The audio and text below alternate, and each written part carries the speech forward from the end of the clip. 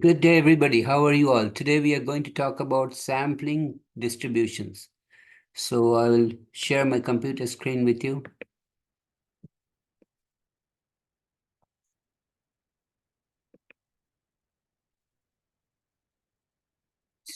Sampling variability and sampling distributions. A number calculated from the values in a sample is called a statistic, such as sample mean. Values of statistics such as the sample mean x bar, the sample median, the sample standard deviation s, or the proportion of individuals in a sample that possess a particular property p hat are our primary sources of information about various population characteristics. Remember, we do not have information on the entire population, so we work with a simple random sample. We either calculate the sample mean or sample proportion of success, which is given by p hat. So this sample mean will give us a single point estimate of the population characteristic that we want to determine. Sampling variability. The observed value of a statistic depends on the particular sample selected from the population, and it will vary from sample to sample. This variability is called sampling variability. Such as if I want to find out the average age of all the students at a college, I cannot reach all the students' entire population. So I will work with a simple random sample of, say, size 30. I'll ask the 30 students, what is your age at your last birthday? Add the 30 numbers, divide by 30, I'll get sample mean age. Then I will collect another simple random sample of size 30 and ask the same question. I'll get 30 ages, add those numbers, divide by 30, I get another sample mean. Okay, so the sample mean from sample 1 will be different, most likely different from that obtained from sample 2. This variability is called sampling variability. Consider a small population consisting of the 20 students enrolled in a class. The amount of money in dollars each of the 20 students spent on textbooks for the current semester is shown in the table. Okay, so you have, this is the data on the entire population. Remember here the population consists of only 20 students because those are the students who are registered in that class. Okay. So we have data on the amount spent on books on each of the 20 students. For this population, if we add up the 20 amount they spent and divide by 20, I get the population mean of 360.25. Suppose we don't know the value of the population mean. So we want to estimate the population mean mu by taking a random sample of 5 students and calculating X bar. The sample mean amount spent on textbooks. Is this reasonable thing to do so? Yes, the estimate that results likely to be close to the value of mu, the population mean. That is, these are the two questions. Is it a reasonable thing to take a sample of size 5 and from the 5 students find the average amount these 5 students spent on buying textbooks? Is that close to the population mean? Let's check it out. To answer these questions, consider a simple experiment that allows us to study the behavior of the statistic X bar when random samples of size 5 are repeatedly selected. Begin by selecting a random sample of size 5 from this population. Remember that 20 students, entire population, and we are selecting samples of size 5. There are many, many samples of size 5 that we can select from that population of 20 students. This can be done by writing the numbers from 1 to 20 on otherwise identical slips of paper, mixing them well, and then selecting 5 slips without replacement. The numbers on the slips selected identify which of the 20 students will be included in the sample. So we write the number of each students on identical slips of paper, place it in a bucket, shake it up, and then randomly select 5 numbers without any replacement. Alternatively, either a table of random digits or random number generator could be used to determine which 5 numbers should be selected, such as we can use our calculator TI-84, plus that will also generate a list of random numbers. We used Minitab to obtain 5 random numbers between 1 and 20, resulting in 17, 20, 7, 11, and 9.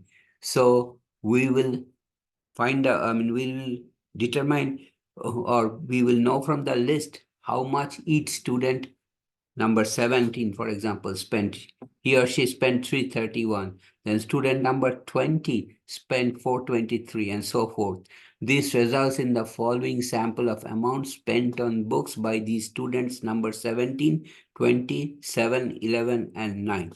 So we add these 5 numbers, divide by 5, we get a sample mean of 374.60. The sample mean is larger than the population mean of 360.25 by about $15. Is this difference typical, or is this particular sample mean unusually far away from mu? Taking more samples will provide additional insight. 4 more random samples 2 to 5, from the same populations are shown here. For example, in sample 2, we selected the 5 students whose numbers are 4, 15, 12, 1, and 18, and that sample mean is 356.60. Then in sample 3, we selected students with numbers 15, 12, 3, 7, and 18, and that sample mean is 363.80. For sample 4, the sample mean is 354.80. And for sample 5, the sample mean is 338.20. Okay. Because population mean 360.25 was given, we can see the following. The value of X bar varies from one random sample to another. This is variability in the sampling. Some samples produced X bar values greater than mu, samples 1 and 3, whereas others produced value less than mu, samples 2, 4, and 5. Samples 2, 3, and 4 produced X bar values that were fairly close to the population mean, but sample find resulted in a value that was $22 less than the population mean. Continuing with this experiment, we selected 45 additional random samples of size n equal to 5 from that population of 20 students. And we calculated all the sample means, okay? As you can see, the total is 50. So we have 5 we selected already, 45 more. Total number of samples we selected from sample population of size 20 is 50, okay? And you can see the sample means are all over the place. The figure shows below is the figure shown below is a density histogram of the 50 sample means.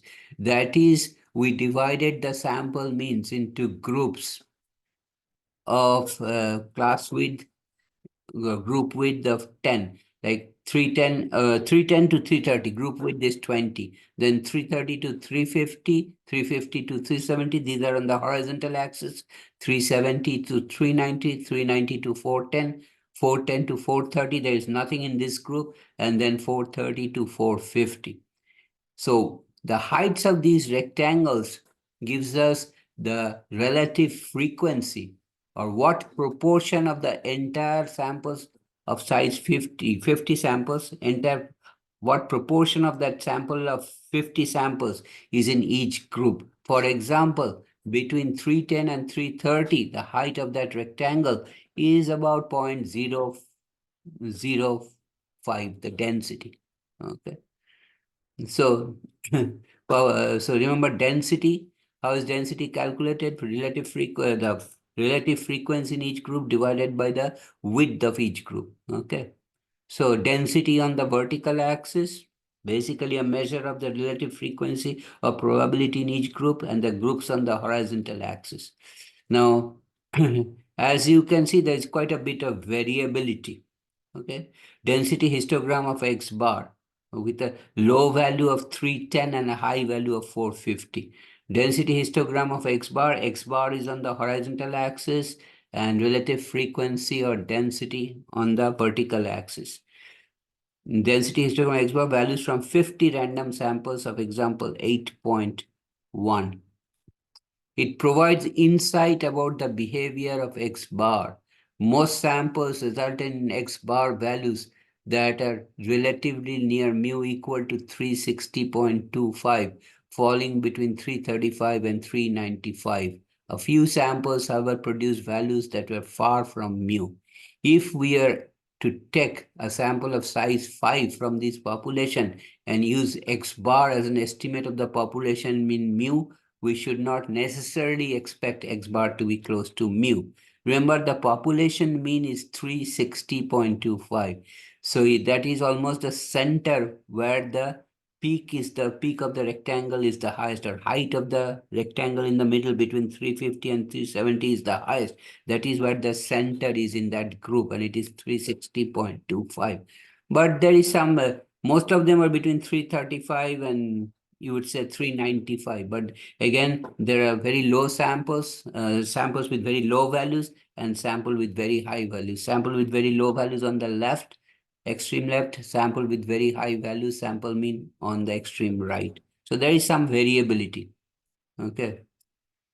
The density histogram in the previous figure visually conveys information about the sampling variability in the statistic X bar. That means sample mean values will vary from sample to sample. It provides an approximation to the distribution of X bar values that would have been observed if we had considered every different value possible samples of size 50 from these population. Okay. So what is sampling distribution?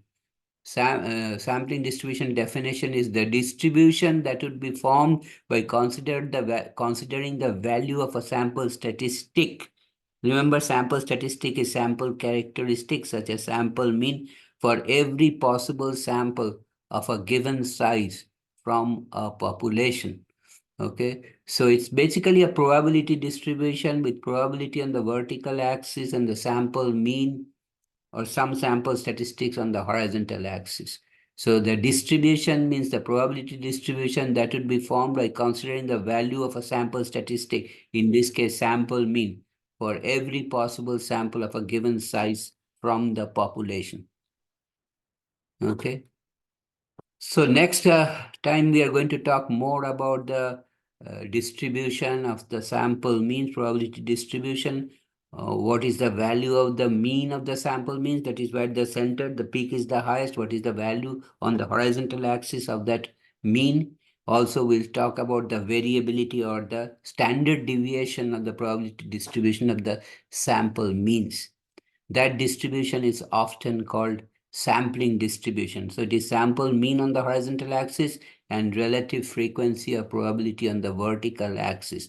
If I may go back, if you join the top roofs of these histogram of the rectangles in the histogram, you get a bell-shaped curve with a center between 350 and 370. So we will locate the mean of this sampling distribution, which will be between 350 and 370. And we will also talk about the variability, that is the standard deviation of this distribution. This probability distribution is called the sampling distribution or probability distribution of sample means. So I will stop here today. If you have any question or comment, you can always write me a note. I'll get back to you as soon as possible. Thanks for watching. Have a nice day. Take care. See you next time.